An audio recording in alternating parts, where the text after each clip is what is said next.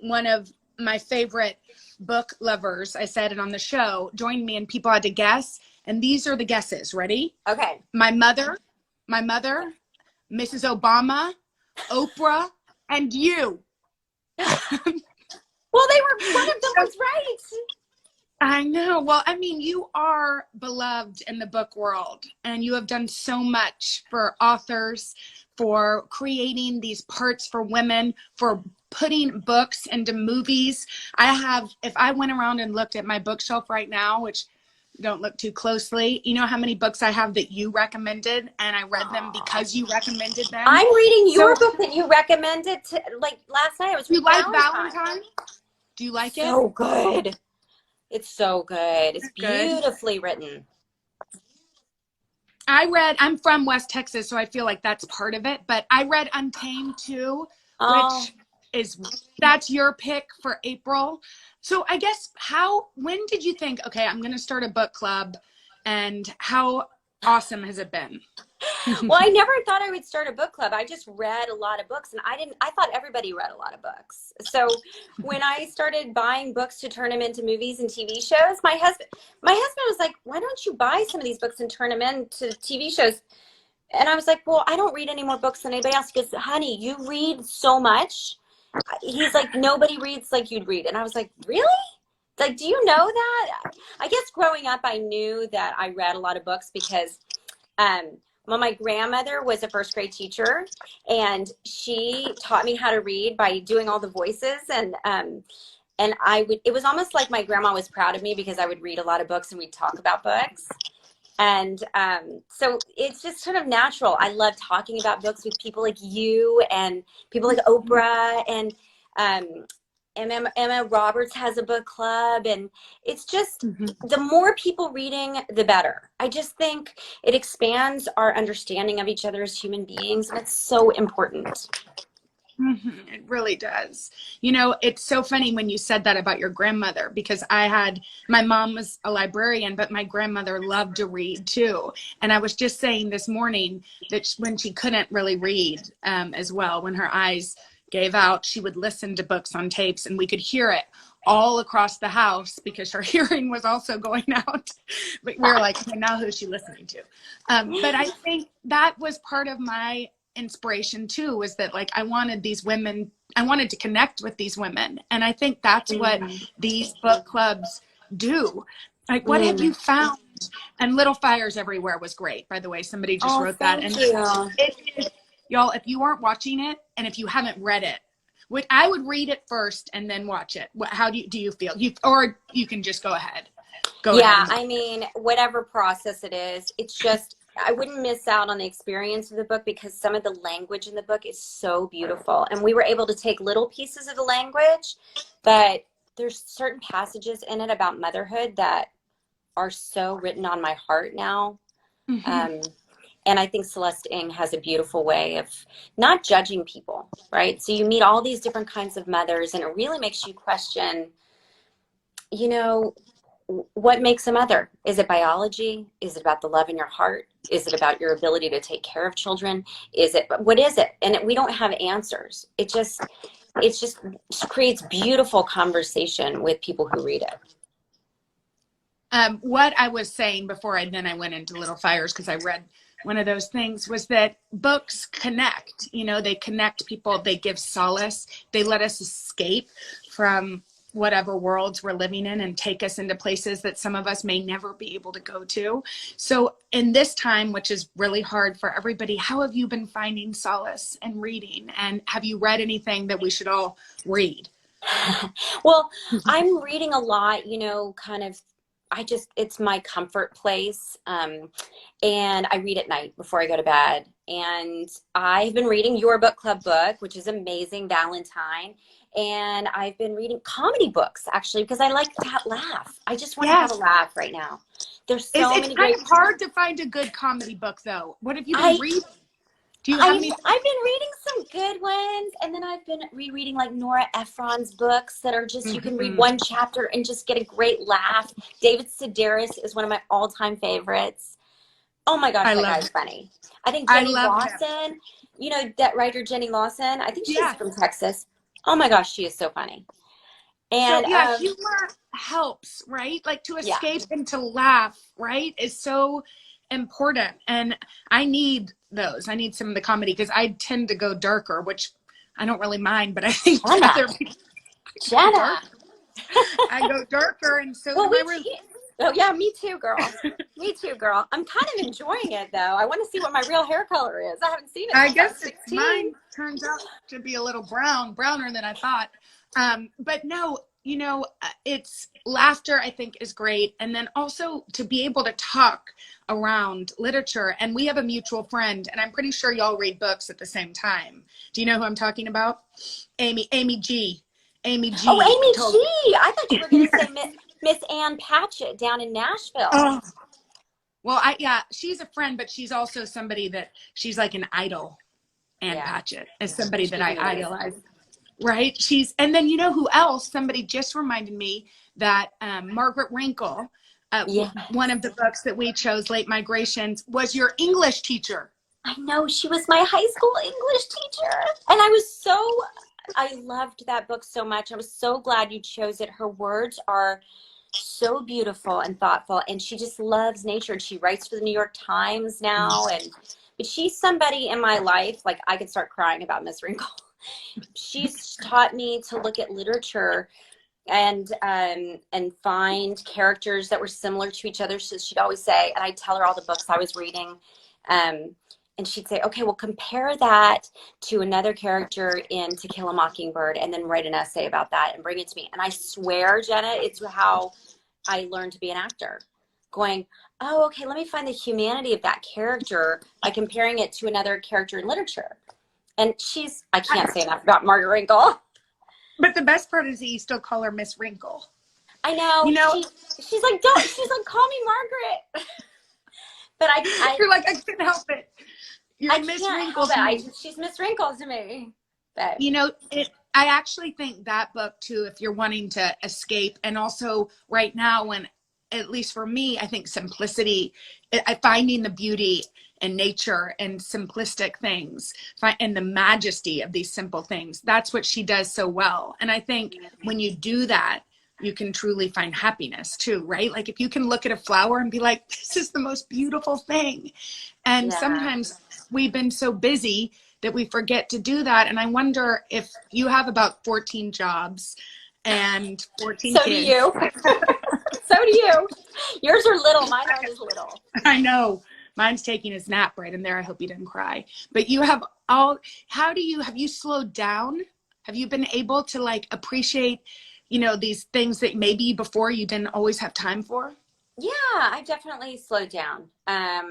There's more time to read books to my kids. Oh, I wanted to give you this book that I read out of nowhere and someone recommended me. And I don't know, how old are your kids? Yeah, 6, 4, and a baby. Okay, 3, your 6-year-old is it a girl or a boy?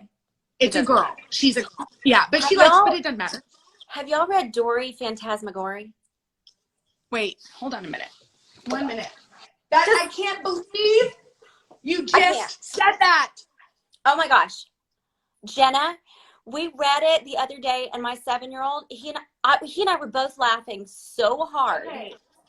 I will give you Dory now. All my books are falling down. And also, have you read the graphic novels of the Babysitters Club? No, I got to read this. This your son will love, and he can read them. Like Mila, because it's so short, like like the Archie. Oh yeah. Mila can read it herself before bed, but I love Dory. Isn't she hilarious? It's so funny. It's so well written, and that little girl is so imaginative. She reminds me of Ramona Quimby. Yes. It's so cute. You know that I interviewed Beverly Cleary for her, I think 100th birthday, and it was one of the best. Yeah, well now she's 104, so I think it was 4 years ago. Oh my gosh. And I couldn't believe that I got to do that because That's amazing. all of the characters that she created just were part of my childhood, a part of all of our childhood. And she created these kids that I think were complicated, which is how kids are. It wasn't just like the straightforward 1950s kid that said, yes, ma'am, yes, sir. Although, Ramona was precocious and funny. And I was like, oh, I'm seen. I know, I felt the same way. I was a very highly sensitive kid, but I had a lot of ideas and a lot of things, and I was always told to stop talking, stop talking. Me too. Or that I was too loud. I was always told I was too loud. Yeah. Too loud. And that's a hard thing to hear because you want to make sure your kids are using their voices, you know?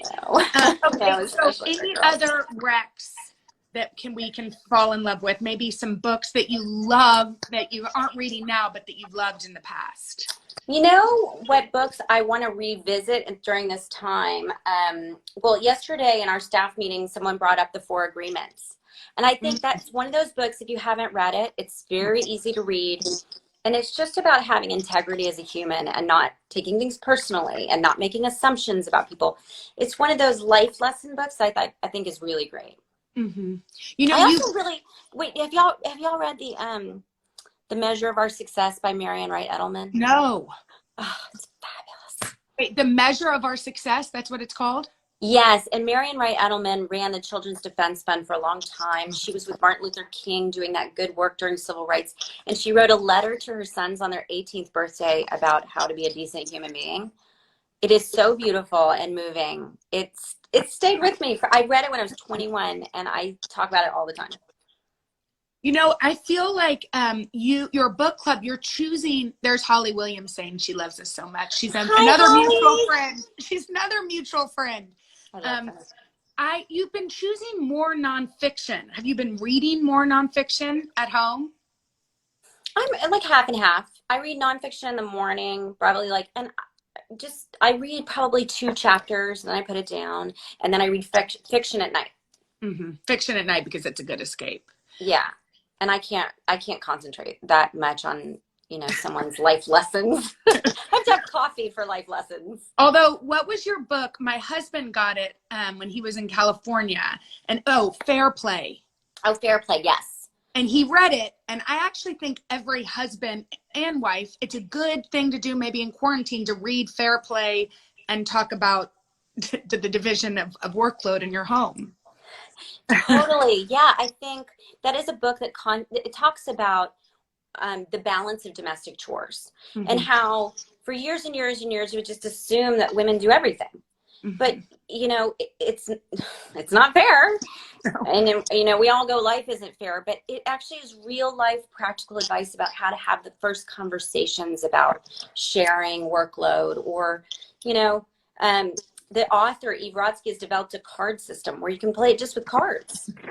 She's incredible. She's amazing. And the fact that she studied 500 couples and came up with this system, it's just a system to organize your house. And mm-hmm. She swears it mitigates arguments and do you try to live by that system? Well, my husband and I definitely checked in at the beginning of quarantine, and I just wanted to be really clear. Mm-hmm. I'm not good. I'm not a great deep cleaner. Okay, I can tidy, but I'm not a great deep cleaner. I can cook enough, but I'm not great. I'm okay. And he was like, "It's okay." I was like, "Okay, who's going to take out the trash? Who's going to keep the kid entertained in the morning? If I have, all that stuff, you have to just have constant conversations." And have you done that with your husband? We have, because at the beginning I was on TV and he had to have the kids away. And for 5 weeks. So he was every morning, and then I would take over in the afternoons. But yeah, I mean, we definitely have. And I think reading that book, he's an open-minded guy, but I think reading that book helped him realize how that would make our house a happier one. Anyway, it's something we should be doing. Right. But people spend so much time organizing their businesses, but they don't spend the same amount of time organizing your house, and your house is a business, It's organizing the way the kids live and all of that, which now I think people are doing in a way that's, because you kind of have to. I have great compassion for people home with all their children. And, if you don't have time to read, I also want to just free everybody. I watched so much television as a child. I read books too, but I'm not kidding, Jenna. I watch probably 5 hours of television a day. And guess what? Now I make TV shows. Yeah, exactly. So don't worry about it. But you know what? That is a good thing to say to people, because we didn't really used to let our kids look at screens like during pre-quarantine. We didn't let them do it during the week. We were always reading.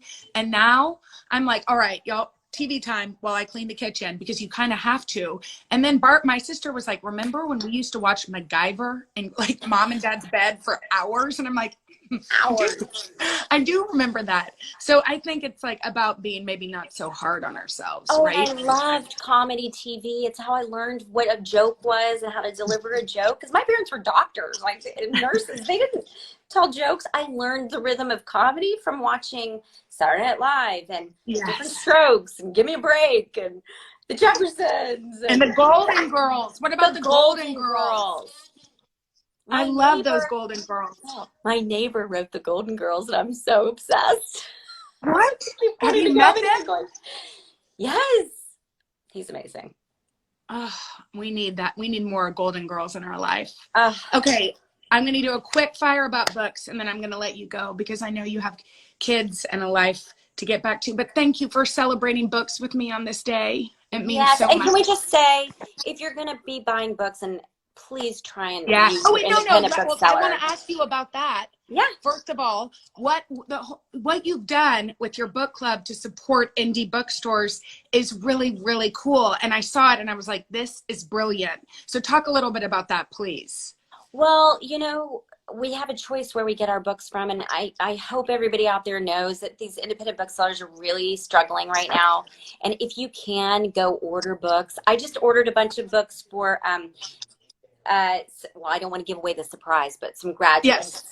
And I just went to a local bookstore and I bought a bunch of books for some graduates. And that really, really just helps them stay afloat, because it's a tough time and people are ordering everything from, you know, big locations, but these independent booksellers are so happy to leave it outside their door. Some of them are delivering, but we gotta. And there's also there's a new app, that we did a story that was supposed to air today, but it's going to air another day, about I think it's called bookstore.org. Do you know what I'm talking about? And they all go, it's all, and I wish I had done my preparation the way I should have. I just feel like this is just a chat, but I will get this information for y'all, and I'm going to put it on my Instagram stories, but it's basically the Indies answer to Amazon. So you go to this one website and you can pick which indie you're buying from. Does anybody know this, that I'm talking about this? We have I think it pops up if you Google the book. It pops up as an option. Yeah. So buy from an independent bookstore. Yeah. Oh yeah, maybe bookshop.org or something. There's some sort of website and they pick from only indies. It's bookstore. I was right. I don't know why. It's bookshop.org, but it's also, people are saying bookshop and bookstore. I think it's bookshop.org, and it's just highlighting all of these local bookstores. But I know when you think about what these bookstores do for the fabric of our country, it's the place where your kids go to play. Bookshop.org. I was right. I don't know why I second guessed myself, but if you go there instead of Amazon or somewhere like that, that, you know, is also trying to get the essential things to everybody, then you can really support these local businesses. And we want these businesses to survive, you know? So I know it's just so important for for your community that they exist, and that there's this place to talk about books and gather around storytelling. Mm-hmm. And it's so important to our culture. So try and support your local independent bookseller. What's your favorite local bookstore? Well, I love Parnassus in Nashville. Mm-hmm. And out here in LA, I go to Diesel. And have you been to Books Are Magic when you've been to New York? Books Are Magic is incredible. It's such a good one. What a fantastic store. And she has a new book coming out. Mm-hmm. Which she sure does. I'm excited about that one. She sure does. I'm looking forward to it. The other place that's really good in Houston is called Blue Willow. It's a really beautiful little bookstore. And so if you're ever visiting Houston, I mean, when we walk into bookstores again, don't you think we're going to be so happy? Oh my gosh. It's my favorite thing to do. I just walk around and look at the books. Okay. I'm going to just do a quick thing and then I'm going to let you go. Favorite mystery. Write these down, guys. Favorite mystery that somebody should read. The Secret History by Donna Tartt. I love The Secret History so much. Really good. I love Donna Tartt. But The Secret History is so good. Have you read the 13th Tale? No. Okay. It's old, Really? but it's wonderful. It's good. Okay. I gotta write this. Favorite love story? The End of the Affair by Graham Greene. That was my favorite. What's your favorite? Love in a Time of Cholera, but that might be a little too close to home these days. Favorite book that you loved as a child? Probably Ramona Quimby. Mm-hmm. First book that opened your eyes to a culture that you had never learned anything or knew anything about? Probably The God of Small Things. I loved that book. That was a great book. Was that Barbara Kingsolver? No. Who No, wrote that? Poisonwood Bible is an amazing book too. Oh yeah, that's Barbara Kingsolver. No, I think I don't want to say her name incorrectly. The God of Small Things. Does anybody out there know? Why don't I know? But it's because I can't, and my memory is gone. The 13th. Okay, so, and then last book that made you cry. Probably Little Fires Everywhere. I sobbed at the end of that book. Me too. I actually remember where I was at the end of that book because I was on an airplane, which is one of my favorite places to read. And it's, you know, when you're crying with a stranger sitting next to you is always slightly like, please don't look too close. But congratulations on everything you've done and on Little Fires. We loved it. It's so good. I'm so glad. I just love everything you do, and you make me feel so comforted seeing you in the morning on TV. My mom and I were watching you this morning, just talking about how much we like you, and say hi to your mom and your sister. I will for sure. And thank you so much for all you do for women and for people like my little girls to have somebody to look up to like you. It makes me so happy. And I love sharing. I'll share books with you anytime. And thank you for the inspiration with your awesome book club. Anytime. You too, honey. Okay. Happy World Book Day. Okay. Bye. I'll see you soon. See you soon, I hope. I hope.